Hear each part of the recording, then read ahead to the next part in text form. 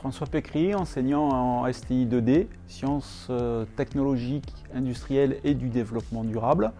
Vous êtes dans le laboratoire de SIN, Système d'information numérique, avec des élèves de première.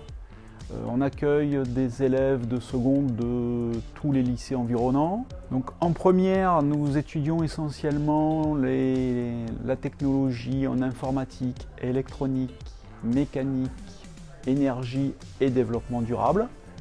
En terminale, les élèves choisissent un enseignement spécifique. Donc là, ils vont avoir 9 heures essentiellement dans leur enseignement. Donc soit 9 heures d'électronique, soit 9 heures de mécanique, soit 9 heures d'énergie, soit 9 heures d'architecture.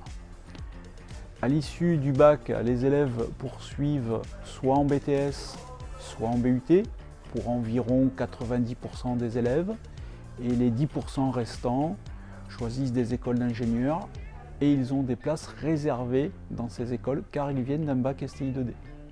Les débouchés après ces BTS, BUT ou écoles d'ingénieurs, c'est dans l'industrie ou dans l'architecture. 100% de nos élèves qui passent un bac plus 2, bac plus 3 ou bac plus 5 trouvent du travail dans les 6 mois. Donc voilà un projet de fin d'études de première. On a acheté le drone, pardon. Les élèves doivent réaliser et construire la télécommande et programmer le petit circuit électronique qui est sur votre gauche. Avec des boutons poussoirs, on dirige le drone sur la droite, sur la gauche, on le fait monter, on le fait descendre, on le fait atterrir, on le fait décoller. Donc voilà les principales fonctions de ce drone. L'objectif de ce projet, c'était de réaliser un projet pluritechnologique, donc partie électronique qui est là, et une partie mécanique qui vient s'adapter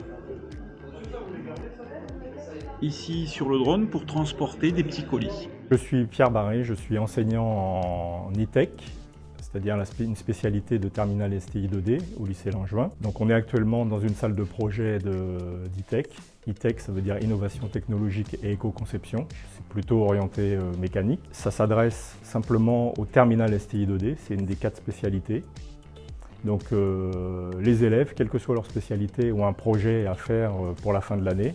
Ce projet étant le support dans leur question de grand oral. Donc cette année et l'année prochaine, on fait un projet en partenariat avec l'école de voile des Glénans. Les Glénans ont sélectionné 10 lycées en France et dans les Outre-mer, pour créer un bateau, pour fabriquer un bateau en contreplaqué et en résine époxy.